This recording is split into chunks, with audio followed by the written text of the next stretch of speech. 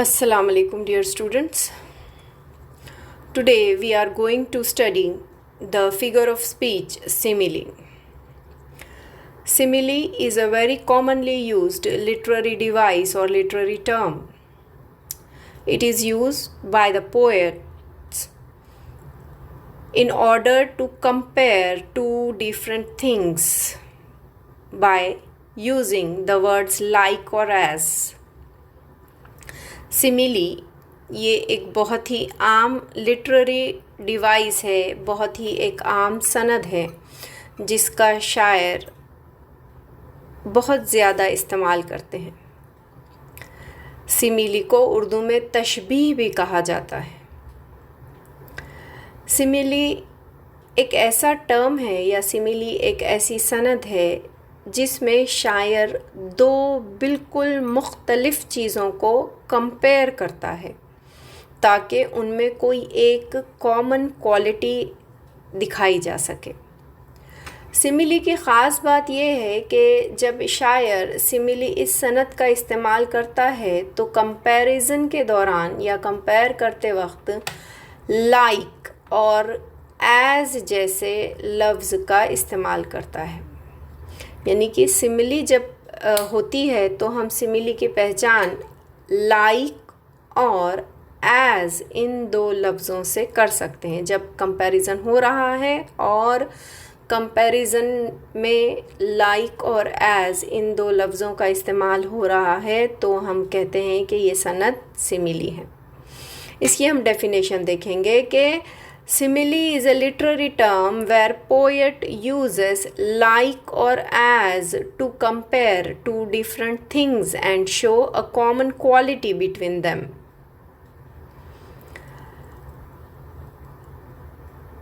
Simile is different from a simple comparison. In simile, two unrelated things are compared. देखिए कि simile को तो हमको एक बात समझ में आई बच्चों कि सिमिली एक तशबीह है जिसमें कंपैरिजन होता है, जिसमें कंपेयर किया जाता है। और वो भी कंपेयर किस में किया जाता है, कंपैरिजन किस में किया जाता है, दो अलहदा चीज़ों में कंपैरिजन होता है। लेकिन सिमिली आम कंपैरिजन से बिल्कुल मुख्तलिफ है। अगर से मैं ये कहूँ कि शी लुक्स लाइक यू तो यहाँ पे कंपैरिजन किस में हो रहा है, दो अलग अलग इंडिविजुअल्स में हो रहा है। She looks like you, she और यू में कंपैरिजन है तो यानी कि शी और यू दोनों भी ह्यूमन बीइंग है, दोनों भी गर्ल्स हैं या फीमेल हैं, यानी कि एक ही टाइप के रिलेटेड चीज़ है, एक ही जैसे एक ही कैटेगरी की चीज़ है और उनमें कंपैरिजन किया जा रहा है तो हम इसको सिमिली नहीं कहेंगे। ये एक सिंपल कंपैरिजन है। अगर से मैं जुमला कह रही हूँ शी लुक्स लाइक यू तो इट्स अ प्लेन कंपैरिजन। लेकिन अगर मैं कह रही हूँ शी स्माइल्स लाइक द सन, अब यहाँ पर हम देखेंगे कि शी कौन है। शी एक ह्यूमन बीइंग है, एक फीमेल है, एक खातून की बात की जा रही है।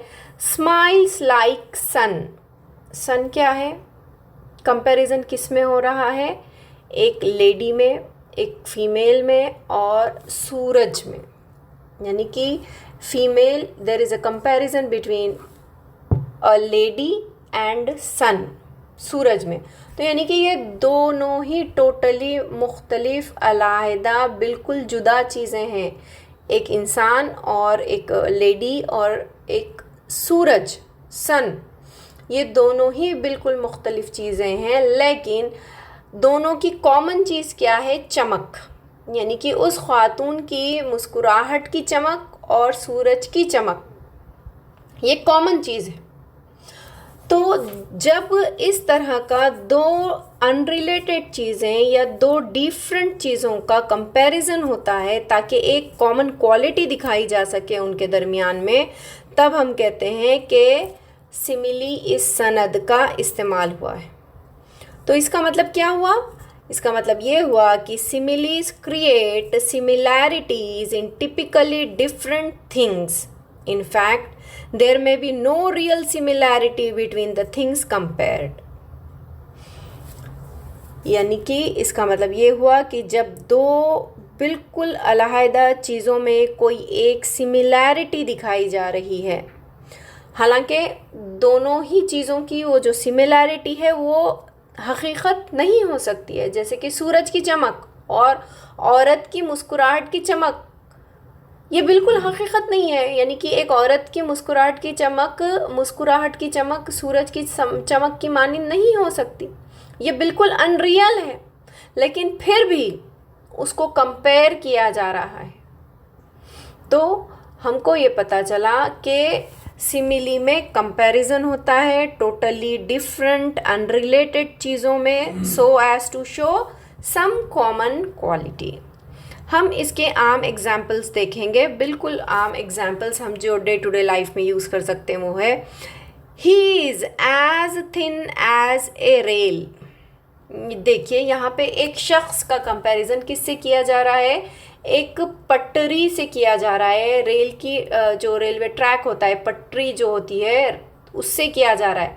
यानी कि जो थिन जो पोल होता है, यानी कि स्टील का, लोहे का जो एक पतला पोल होता है, उससे एक इंसान की दुबलाई का कंपैरिजन किया जा रहा है. अब एक है जानदार चीज़ ह्यूमन बीइंग, एक है बेजान चीज़ रेल. इन दोनों में कंपैरिजन हो रहा है. यानी कि बिल्कुल टोटली टू डिफरेंट थिंग्स के बीच में, दो मुख्तलिफ जुदा चीज़ों के दरमियान में कंपैरिजन किया जा रहा है. और लफ्ज़ को किस लफ्ज़ का इस्तेमाल हुआ है? एज, एस का इस्तेमाल हुआ है. पहले हमने जो मिसाल ली थी शी स्माइल्स लाइक द सन में कौन से लफ्ज़ का इस्तेमाल हुआ था? LIKE, like. यानी कि आपको क्या पता चला? जब कंपैरिजन के दौरान लाइक या एज का इस्तेमाल होता है तो हम कहते हैं कि सिमिली इज़ सनद को इस्तेमाल किया गया है. चलिए नेक्स्ट एग्जाम्पल देखते हैं. एक पोएम के 4 लाइन्स है, 4 लाइन्स है कि my heart is like a singing bird whose nest is in a watered shoot. My heart is like an apple tree whose bows are bent with thickest fruit. यहाँ पे इन lines में हम देखते हैं दिल को कंपेयर किया गया है. पहली लाइन में दिल को कंपेयर किया गया है एक बर्ड से, चहचहाती हुई चिड़िया से. एक शख्स के दिल का कंपैरिजन किया है. यानी कि एक शख्स के दिल की कैफियत का कंपैरिजन किससे किया गया है? तशबीह किससे की गई है? कंपेयर, मुआवजना किससे किया गया है? एक नगमे गाती हुई चिड़िया का. यानी कि खुशी, एक इंसान के दिल की खुशी और परिंदे की खुशी को, यानी कि ये जो एक कॉमन फैक्टर है खुशी, इसको बयान किया गया है बिल्कुल अनरिलेटेड चीज़ों के कंपैरिजन के ज़रिए. तो कौन सी चिड़िया? वो चिड़िया जिसका घोंसला बहुत ही फलदार दरख्त पर हो. यानी कि जहाँ पे परिंदे को खाने पीने के लिए अच्छी ग़िज़ा मिले और जहाँ पे वो सिक्योर महसूस करता हो, महफूज महसूस करता हो. तो वो परिंदे के दिल की कैफियत क्या हो सकती है? यानी कि जहाँ पे उसे सिक्योरिटी है, जहाँ पे उसे खाने पीने का पूरा इंतज़ाम है, तो वो परिंदा बहुत खुश रहता है.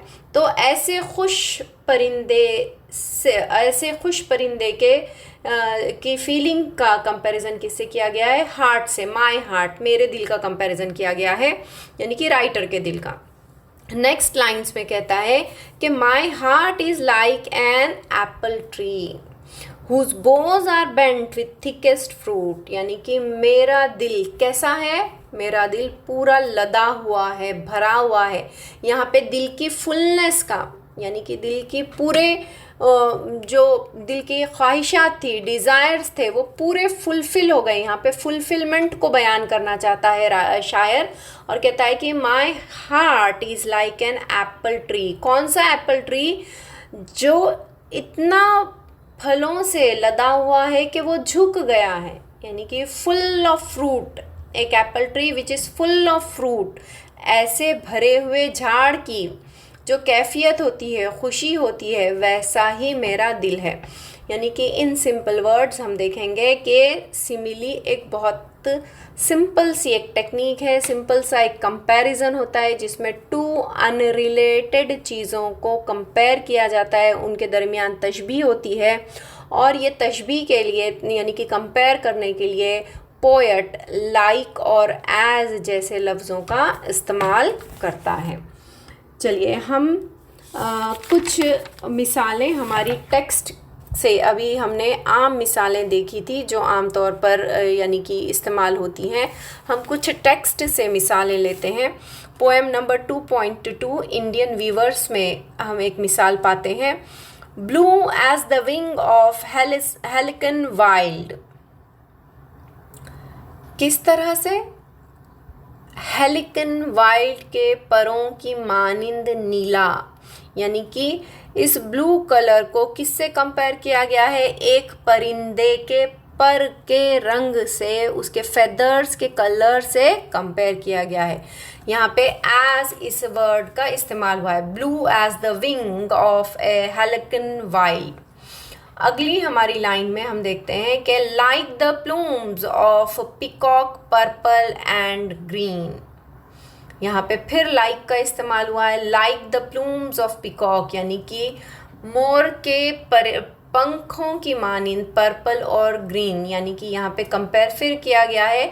यहाँ पे ये 2.2 जो नज़म है इसमें जो कपड़ा बुना जा रहा है एक छोटे बेबी के लिए, एक न्यूबॉर्न बेबी के लिए, उस कपड़े की रंगत को यहाँ पे कंपेयर किया जा रहा है। उसके बाद नेक्स्ट पैराग्राफ में हम like the plumes of peacock purple and green में हम देखते हैं कि एक यंग एडल्सेंट का जो रोब बुना जा रहा है, यानी कि उसका लिबास जो बुना जा रहा है, तो उसके कलर्स को यहाँ पे बयान किया गया है। उसके बाद नेक्स्ट लाइन में हम देखते हैं white as a feather and white as a cloud. यहाँ पे कफन को बयान किया जा रहा है। कफन कैसा है? सफ़ेद है। किसकी मानिंद सफ़ेद है? फेदर की मानिंद, पर की मानिंद और बादल की मानिंद सफ़ेद है। तो यहाँ पे जो लाइफलेसनेस होती है, यानी कि स्टिलनेस जो आ जाती है, मौत के बाद जो लाइफ को एक फुल स्टॉप लग जाता है, स्टिलनेस जो आ जाती है, जो ज़िंदगी ख़त्म हो जाती है, या फिर मरने के बाद जो प्योरिटी आ जाती है, उसको बयान करने के लिए यहाँ पे वाइट कलर यूज़ किया गया था। लेकिन यहाँ पे एज इस वर्ड का इस्तेमाल किया गया है। ये एज वर्ड हमको कंपैरिजन दिखाता है, और ये कंपैरिजन किस में है? फेदर, यानी कि कफन का comparison white as feather and white as cloud से किया गया है। नेक्स्ट हम मिसालें पाते हैं सिमिली की पोएम नंबर 2.5 में, फादर रिटर्निंग होम। यहाँ पर हम लाइन देखते हैं, now I can see him getting off the train like a word dropped from a long sentence. यहाँ पे देखते हैं हम कि बिल्कुल डायरेक्ट कंपैरिजन किया है, रास्त कंपैरिजन हुआ है। पोएट ने अपने फादर का कंपैरिजन, पोएट ने अपने फादर की तशबीह किससे की है? वर्ड से, लफ्ज़ से की है। यानी कि एक जुमले में से बिल्कुल इग्नोरेंट तरीक़े से, केयरलेसनेस से, एक जुमले में से अगर से एक वर्ड छूट जाता है तो हम कितना आसानी से बिल्कुल भुला देते हैं। एक जुमले से अगर से एक वर्ड छूट जाता है तो उतनी ही केयरलेसनेस से, यानी कि उस भीड़ में से मेरे वालिद निकल गए।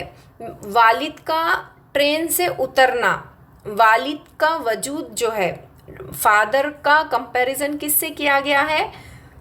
Word, like a word dropped from a long sentence.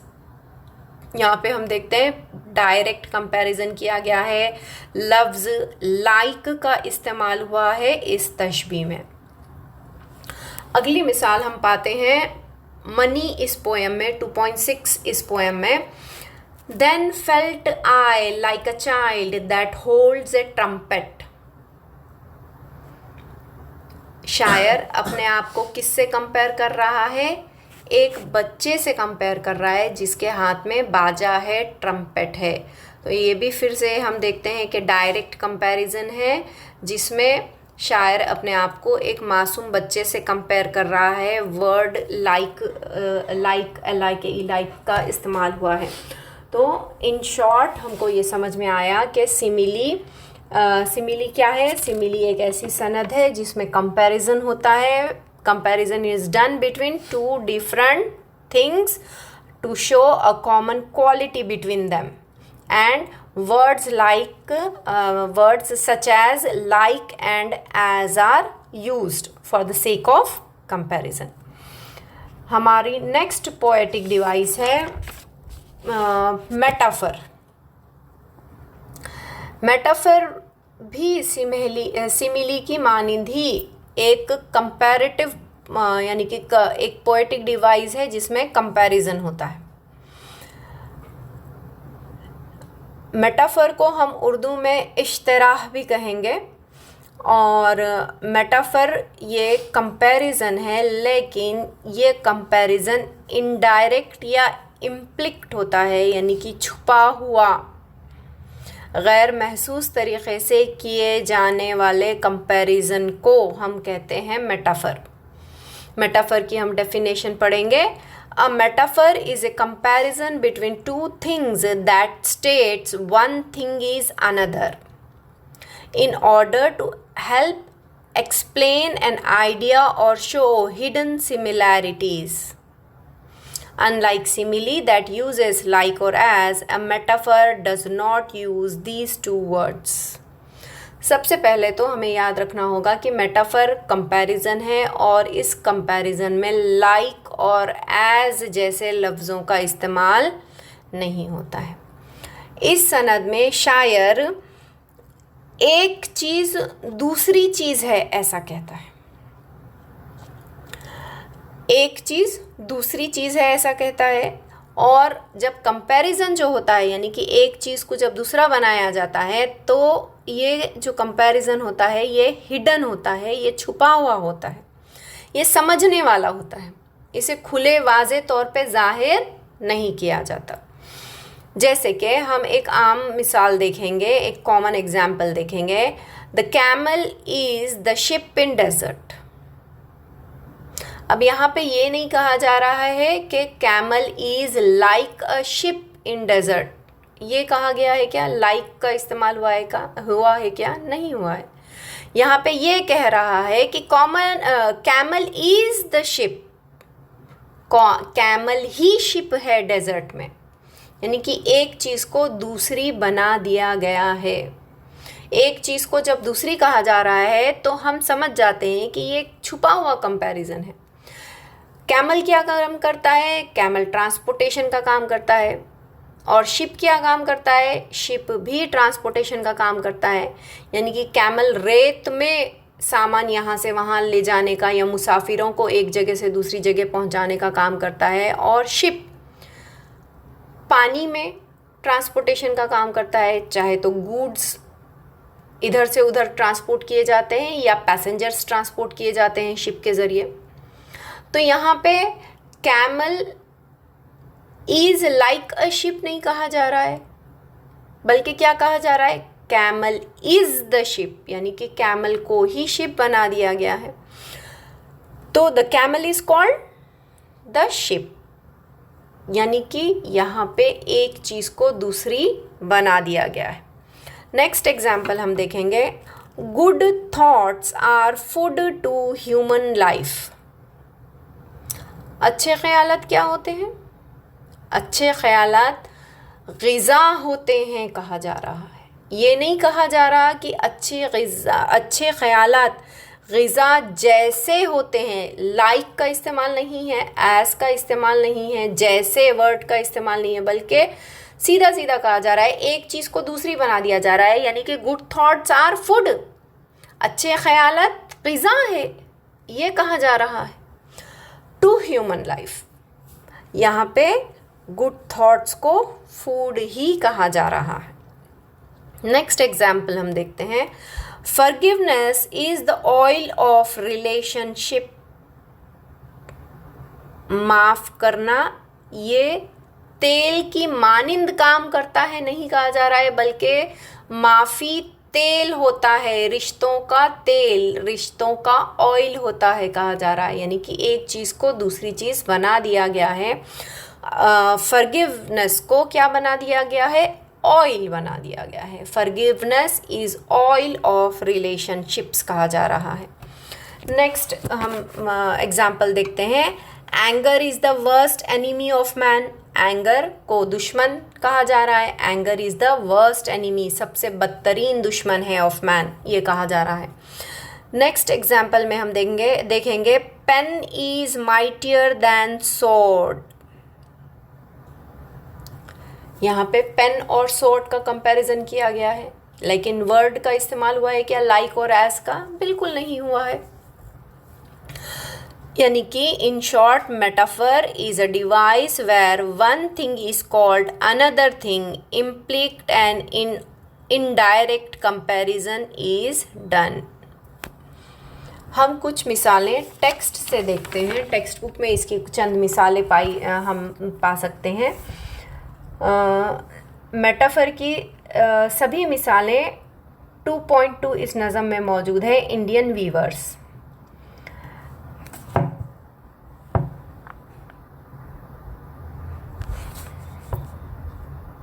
पहला सेंटेंस है weavers weaving at break of day, और सेकंड सेंटेंस है we weave the robes of a new born child.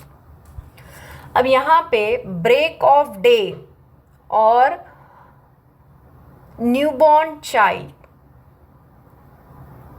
Robes of new born child, इसमें comparison किया गया है।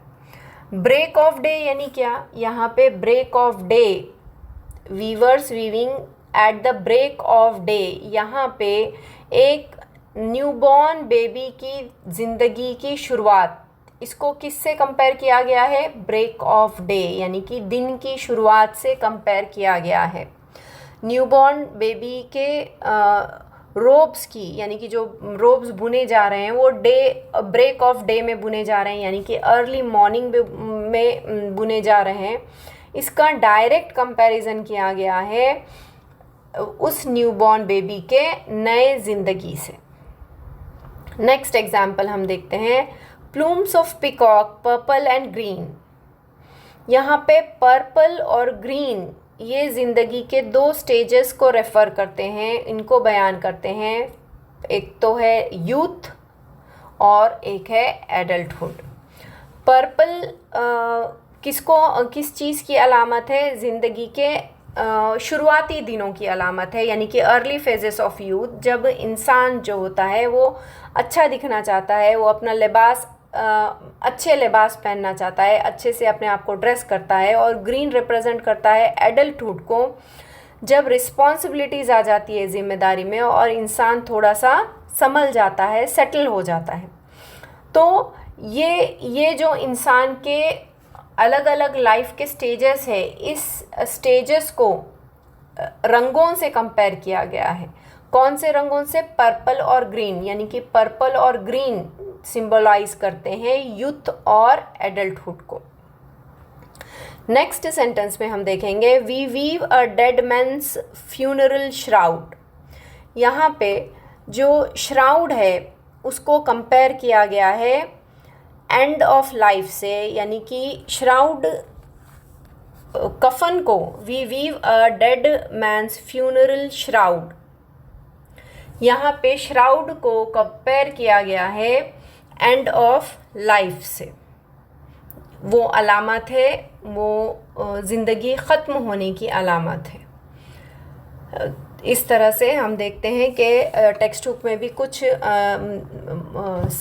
Poem number 2.2 में कुछ सेंटेंसेस हैं जो मेटाफर, जिसमें शायर मेटाफर का इस्तेमाल करता है। शुक्रिया।